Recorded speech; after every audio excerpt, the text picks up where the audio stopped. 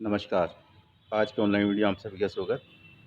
आज अपनी जो क्लास है BCom honours part third paper second goods and service tax. मैं doctor R K Nagarwal, SPC government college Ajmer. आज के टॉपिक में जो अपने पास जो इसका इम्पोर्टेंट डेफिनेशन चल रही है, आज जो अपन डेफिनेशन लेंगे सेक्शन 2/59 से लेंगे 2/68 तक डेफिनेशन। ये 31 से 38 तक की डेफिनेशन हम इसमें लेंगे। और इस टॉपिक के संबंध में अपन को ये चर्चा करनी है कि जो भी डेफिनेशन है सर्विस और गुड्स एंड सर्विस टैक्स में, उसके बारे में विस्तार से चर्चा करेंगे। तो पहला सेक्शन अपन को देगा 2/59, ठीक है। इनपुट्स क्या है? इनपुट से आशय गुड्स जीएसटी में इस प्रकार से लगाया है कि इनपुट से आशय पूंजीगत माल को छोड़कर अन्य किसी भी माल से है जिसे एक आपूर्तिकर्ता ने अपने व्यवसाय के दौरान अथवा व्यवसाय की वृद्धि के लिए उपयोग किया गया हो। एंड देन कहने का मतलब जो अगर उसके व्यवसाय की वृद्धि के लिए, माने अगर व्यवसाय में वृद्धि करने के लिए जो भी इसमें इनपुट्स लगा रखा है उससे संबंधित उस चीज़ को लिया जाता है, ठीक है। इसके संबंध में दूसरा अपने सेक्शन दे रखा, सेक्शन 260 इनपुट सर्विस किस किस अंदर किस सेक्शन के अंदर लिया अपन 60 के अंतर्गत। इनपुट सर्विस से मतलब क्या अपन को? इनपुट सेवा से आशय या आपूर्तिकर्ता द्वारा अपने व्यवसाय के दौरान अथवा व्यवसाय की वृद्धि के लिए प्रयोग की गई अथवा प्रयोग की जाने वाली किसी भी सेवा। डेफिनेट है, उसमें गुड्स का कह रहा है और इसमें सर्विस का कह रहा है। अगर व्यवसाय की सर्विस के लिए जो भी इंक्रीज हो रहा है या जो भी अपने पास डेवलप हो रहा है, जो सर्विस में दी जाती है उसको इनपुट्स सर्विस कहा जाता है। अब इसमें सेक्शन अपने पास 2/61 में क्या कह रखा है कि इनपुट सेवा वितरक यानी इनपुट सर्विस डिस्ट्रीब्यूटर में क्या कह रहा है कि इनपुट सर्विस डिस्ट्रीब्यूशन के अंतर्गत ये कह रहा है, इस चीज़ को समझा रहा है अपने पास कि इनपुट सेवा वितरक से आशय माल या सेवा या दोनों के आपूर्तिकर्ताओं का एक ही कार्यालय हो, माना ऑफिस, इसमें जोर का दे रखा दोनों का, माल का भी और सेवा का भी, जो भी अपने कार्यालय एक ही हो, जो इन इनपुट सेवाओं की प्राप्ति के लिए धारा 31 के तहत जारी किए गए हों। सेक्शन जो अपने को 31 है 31 उसके के अकॉर्डिंग जो जारी किए हुए और जिनका बीजों को प्राप्त करना हो, मान बीजों को जो इनवॉइस नंबर वगैरह उसको प्राप्त करना हो, या चुकाया गया केंद्रीय कर, राज्य कर, एकीकृत कर या संघीय कर का क्रेडिट वितरित करने के उद्देश्य से एक निर्धारित दस्तावेज जारी करता है। मैंने एक प्रॉपर तरीके से जो डॉक्यूमेंट जारी करता है और उसको जो जारी करने का तरीका है वो सही प्रकार से होना चाहिए, ये देखना उसको अपन को। इस कर का भुगतान उक्त सेवाओं के लिए या कर योग्य माल सेवा तथा दोनों के एक ऐसे आपूर्तिकर्ता को किया जाता है जिसकी स्थायी खाता संख्या वही थी जो उक्त कार्यालय की थी। यानी कहने का मतलब इसमें है कि इनपुट जो सेवा कर डिस्ट्रीब्यूटर है उसमें क्या सेवा और माल दोनों का आपूर्तिकर्ताओं का स्थान एक ही हो, ऑफिस एक ही हो, और उसमें प्रॉपर तरीके से इसमें वाउचर जारी किए हो, दस्तावेज प्रॉपर तरीके से रखे हों, ये इसी बात को कंसिडर करता है और इसी पर ज़्यादा फोकस देता है। इसके बाद अपने जो पॉइंट दे रहा है वो है इनपुट टैक्स। ये इंपॉर्टेंट चीज़ है इसमें। इनपुट टैक्स क्या है, इसके जो सब पॉइंट्स वगैरह दे रखे हैं ना, इसमें विस्तार से समझना अपन को। इसमें इनपुट टैक्स क्या है, इनपुट टैक्स से मतलब क्या है, सेक्शन 2/62, सॉरी इसमें लिखा नहीं, वो इसका सेक्शन है 2/62 है। इसमें क्या करना अपन को इस सेक्शन के अकॉर्डिंग कि एक पंजीकृत व्यक्ति के संबंध में इनपुट कर से आशय केंद्रीय कर, राज्य कर, एकीकृत कर या संघीय कर से है, जिसे पंजीकृत व्यक्ति को ही किसी भी माल व सेवा की आपूर्ति पर लगाया जाए। यानी जो एक पंजीकृत व्यक्ति है, ठीक है, जिसकी माल व सेवा पर आपूर्ति लगाया गया कर, इसमें निम्नलिखित भी शामिल है। इसमें इंक्लूड कौन कौन से कर रहे हैं अपन? फर्स्ट क्या कर रहे हैं इसमें, ये बोल रहा है अकॉर्डिंग टू इसके कि माल के आयात पर लगाया या एकीकृत माल या सेवा कर, अपन जो माल आयात किया है उस पर लगाया गया एकीकृत सेवा कर, माने इंटर जीएसटी ऑन इंपोर्ट्स जो भी कर रहे हैं अपन। ए बोल रहा है, बी पॉइंट क्या बोल रहा है, सेक्शन 9 के अकॉर्डिंग वो वाक्य 3M4 के प्रावधान के तहत देकर tax payable on revise charge under section centre GST, जो सेंटर जीएसटी के अंतर्गत इसको डिफाइन किया हुआ हो।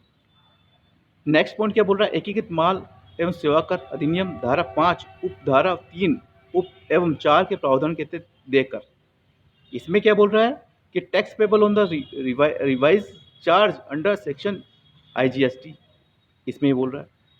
नेक्स्ट के बाद क्या बोला, संबंधित राज्य या माल एवं सेवा कर अधिनियम धारा 9 के उपवाक्यों और सब सेक्शन 3(4) के प्रावधान के तहत दिया है। जो भी सेक्शन इसमें इसका जो है स्टेट GST दिया उसके संग में संघीय में 4th के बाद क्या बोल रहा है, संघीय क्षेत्र माल और सेवा कर अधिनियम की धारा 7 उपधारा 4 के अकॉर्डिंग ये बोल रहा है। लेकिन इसमें ये जो अपन को 5 पॉइंट दिए हैं, इसके अलावा बोला कि निम्नलिखित को इसमें शामिल करना है नहीं करना, इसका एक और अपने पास है कि लेकिन इनमें कंपोजिशन उपग्रहण के तहत भुगतान किया गया कर शामिल नहीं होगा। जो भी इसमें है पॉइंट है उसको अकॉर्डिंग जो भी अपन को इसमें शामिल नहीं होगा। उपरोक्त परिभाषा अधिनियम के अन्य संबंधित प्रावधानों के आधार पर इनपुट कर के मुख्य लक्षण निम्नलिखित हैं। क्या लक्षण इसमें वही 5 लक्षण बताए हैं अपन को। इनपुट कर केवल पंजीकृत व्यक्ति के संबंध में ही उत्पन्न होता है। इनपुट कर केवल क्या है, पंजीकृत व्यक्ति के संबंध में उत्पन्न होता है। सेकंड क्या बोल रहा है, आपूर्ति प्राप्त करने वाले व्यक्ति द्वारा चुकाया गया कर ही इनपुट कर माना जाता है। जो आपूर्ति कर रहा है उसके द्वारा जो अपन ने कर चुका रहे हैं उसी को अपन इनपुट कर माना जाएगा। जावक आपूर्ति पर ऐसी आपूर्ति करने वाले आपूर्तिकर्ता द्वारा चुकाए गए कर को इनपुट कर नहीं माना जाएगा। भारत में इसके बाद नेक्स्ट क्या बोल रहा है, भारत में आयातित माल एवं आयातकर्ता व्यक्ति द्वारा देय एकीकृत माल एवं सेवा कर को इनपुट कर ही माना जाएगा। जो भी अपने पास इनपुट टैक्स दे रहेगा उसी को माना जाएगा, उसमें सबमिट किया गया है। और ऐसा कर सीमा शुल्क अधिनियम 1975 की धारा सेक्शन 3 के प्रावधान के अनुसार चुकाया गया हो। जो सेक्शन 90 दे रहा है अपन को 1975 के अकॉर्डिंग जो सेक्शन दे रखा है उसी के अकॉर्डिंग इसको वैल्यूएशन किया जाएगा। नेक्स्ट इसमें क्या बोल रहा है, आपूर्तिकर्ता व्यक्ति द्वारा राज्य माल एवं सेवा कर, केंद्रीय माल और सेवा कर, एकीकृत माल सेवा कर, संघीय माल सेवा कर, ये सभी प्रावधानों के तहत इन इनपुट को माना जाएगा। जो भी अपने पास इसमें दे रखा है उसी पर इसको प्रावधान को माना जाएगा। ये है अपने पास। देन इसके बाद जो सेक्शन अपने पास है 64 section 2/64 inter state supply of goods, माने माल की राज्य के भीतर की आपूर्ति। इसमें क्या बोल रहा है, माल की राज्य के भीतर आपूर्ति में देखो इसमें यह है कि माल जो इंटर स्टेट है उसके अकॉर्डिंग अपन को उसका वैल्यूएशन करना है कि माल की राज्य के भीतर आपूर्ति से आशय वैसा ही जैसा एकीकृत माल एवं सेवा अधिनियम 8 में वर्णित किया गया है। जो सब सेक्शन 8 में अपन को बताया है उसी के अकॉर्डिंग इसको डिफाइन करना है। एकीकृत माल और सेवा कर अधिनियम की धारा 8 के अनुसार यदि आपूर्तिकर्ता की स्थिति तथा माल की आपूर्ति का स्थान उसी राज्य अथवा उसी संघीय क्षेत्र में हो तो माल की आपूर्ति राज्य के भीतर की आपूर्ति मानी जाएगी। इंटर स्टेट में अपन जो भी कर रहे हैं उसी राज्य की आपूर्ति मानी जाएगी। देन अपने पास उसके बाद क्या है, सेवाओं की राज्य के भीतर आपूर्ति। पहले माल की थी अब सेवा की है। इसमें क्या intra state service supply of service section 2/65। इसमें क्या कह रहा है ये कि सेवाओं की राज्य के भीतर की आपूर्ति, इंटर राज्य के भीतर की आपूर्ति को उस पर जोड़ दिया है, माना जाएगा। और जैसा कि एकीकृत माल सेवा कर IGST अधिनियम धारा 8 में निर्दिष्ट किया गया है। एकीकृत माल एवं सेवा कर अधिनियम की धारा 8 के अनुसार यदि सेवा के आपूर्तिकर्ताओं की स्थिति तथा सेवा की आपूर्ति का स्थान उसी राज्य अथवा उसी संघीय क्षेत्र में हो तो सेवा की आपूर्ति राज्य के भीतर की आपूर्ति मानी जाएगी। हमारे इंटर स्टेट सप्लाई उसी को माना जाएगा जो राज्य की सीमाओं के बाउंड्री या परिधि में आता हो।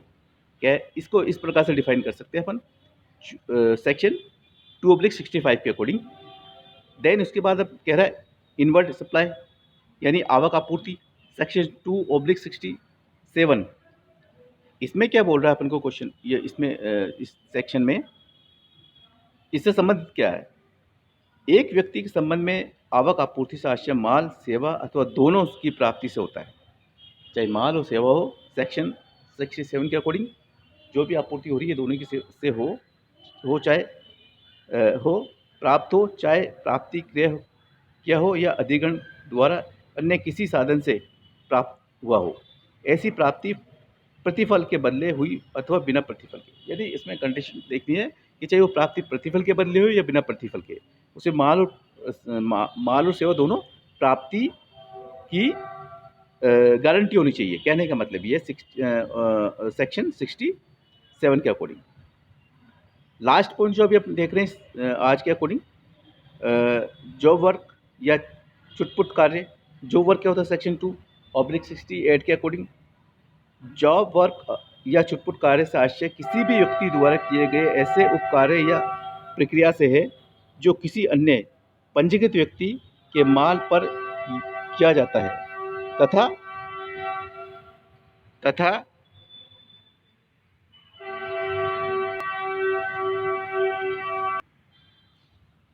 तथा जो कि अन्य किसी पंजीकृत व्यक्ति के माल पर किया जाता है तथा जब जो वर्क या छुटपुट कार्य करने वाले व्यक्ति को भी किसी प्रक्रिया के अर्थ में समझा जाए।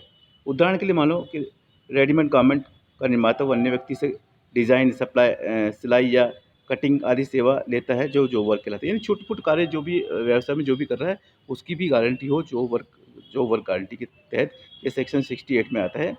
और आज की जो अपने सेक्शन ये इंपॉर्टेंट डेफिनेशन में अपने जो आज अपने देखा सेक्शन 59 से लेके सेक्शन 67 तक या 68 तक इनपुट सेवा वितरक डिस्ट्रीब्यूटर या इनपुट टैक्स, देन और interested supply goods, interested supply service, invert supplier और जॉब वर्क। इसका कहने का मतलब जो जीएसटी में जो इम्पोर्टेंट परिभाषा डेफिनेशन है आज अपन इसके बारे में चर्चा करिए और इनसे क्या कंक्लूजन निकलता है या इसका जो भी अपन अगर इसका प्रैक्टिकल जब भी क्वेश्चन करेंगे तो इन डेफिनेशन को के आधार पर इनको सोल्यूशन किया जाएगा क्वेश्चनों का। और इस पर अपन को देखना कि इसमें क्या किस प्रकार से इसको ट्रीटमेंट किया जा सकता है, किस प्रकार से सोल्यूशन किया जा सकता है। तो इस वीडियो के मार्फत से आज जो अपने इसको गुड्स एंड सर्विस टैक्स की जो इंपॉर्टेंट डेफिनेशन पढ़ी है और उसका जो विस्तार से विश्लेषण किया है तो ये निकल के आता है कि डेफिनेशन के अकॉर्डिंग अपन को ये कार्य करना है और उसके अकॉर्डिंग अपन को इसको देखना है। आगे के नेक्स्ट वीडियो में कल अपन देखेंगे कि स्थानीय प्राधिकार क्या होती है, लोकल अथॉरिटी क्या है, उसकी क्या नियम है, क्या क्या सेक्शन है, कौन कौन सा सेक्शन में इसको डिफाइन किया है और उन सेक्शन की रूपरेखा क्या है और उन पर किस प्रकार का जीएसटी का प्रभाव पड़ता है। तो आज इस टॉपिक को अपन यही समाप्त करते हैं और इस टॉपिक से जो भी अपने इम्पोर्टेंट परिभाषा सीखी हैं उनके विस्तृत अर्थ को एक बार अपन खुद देखें और स्टूडेंट्स से मेरी रिक्वेस्ट है कि इसको आराम से देखें बुक्स के मार्फत से या जो भी उनके पास नोट्स हैं उनके मार्फत से। थैंक यू, धन्यवाद।